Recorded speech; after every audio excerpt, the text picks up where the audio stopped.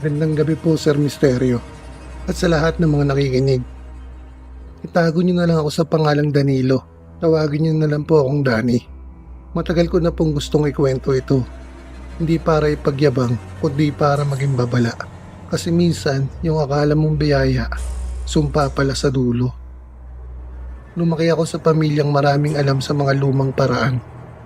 Mga orasyon, anting-anting at gayuma. Ang lolo ko noon, kilala sa lugar namin bilang albularyo. Madalas ko siyang makita sa likod bahay. May hawak na bote ng langis at nagdarasal ng wikang hindi ko maintindihan. Bata pa lang ako, curious na ako sa mga ginagawa niya. Noong namatay siya noong 2008, naiwan sa akin ng isang kahon. Sa loob nun, may mga papel na may sulat Latin, lumang rosaryo at isang maliit na bote ng likido na kulay kahel. May nakasulat sa ilalim ng bote, pang-akit ng laman at loob. Hindi ko ito napansin noon, hanggang sa tumanda ako at naging malakas ang hilig ko sa babae. Noong 2016, sinubukan ko ang laman ng bote. Isang patak lang daw sa katawan at kung sino man ang unang makaamoy ng halimuyak nun, mahuhumaling sa'yo. Natawa lang ako, pero sinubukan ko. Sa una, parang biro lang. Pero napansin kong tuwing may nakakasalamuha akong babae, nagiging kakaiba ang tingin nila. Yung iba, biglang nagiging malambing.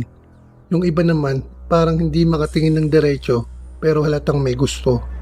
Nagpatuloy iyon, hanggang sa dumating sa punto na halos araw-araw, iba-ibang babae ang lumalapit sa akin.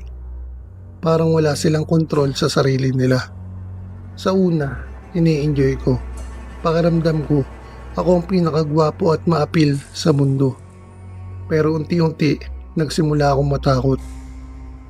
Isang babae na dati kong karelasyon, biglang nagpunta sa bahay namin. Umiiyak at galit. Pilit niyang gustong pumasok. Sinasabi niyang hindi daw siya matatahimik hanggat hindi kami nagkikita. Kinabukasan naman, isa pa sa mga babaeng nakarelasyon ko ang nagpadala ng litrato. May mga sugat ang braso niya sa litrato. Sinabing kung hindi ko siya kakausapin, kikitilin niya ang kanyang sariling buhay. Lalong lumala, parang sinasaniban ng kakaibang pagkahumaling ang mga babae sa paligid ko. May isa pang gabi habang pauwi ako, may babaeng nakatayo sa labas ng bahay ko. Wala ni isang nakakakilala sa amin. Naka-night gown lang, walang tsinelas. Nang tinanong ko kung sino siya, nakatingin lang siya sa akin at parang wala sa ulirat. Doon ako nagsimulang kabahan. Naalala ko yung sabi ng lolo ko dati, na ang gayuma ay hindi lang pang-akit kundi pinturi ng kasakiman. Isang gabi habang natutulog ako, nagising ako sa tunog ng basag na bintana. May babaeng nakapasok. Isa sa mga dati kong karelasyon. Hawak niya ang basag na bote ng beer at umiiyak habang sumisigaw ng pangalan ko. Buti na lang, naisarado ko agad ang pinto at nakatakbo palabas. Sa mga mata niya, puro galit at pagkabaliw, parang wala na siya sa sarili niyang pagkatao. Kinabukasan, dinala ko yung bote sa simbahan. Hindi ako makatulog sa takot. Pinakita ko sa pari at sinabihan ako na wag ko na raw muling gamitin iyon.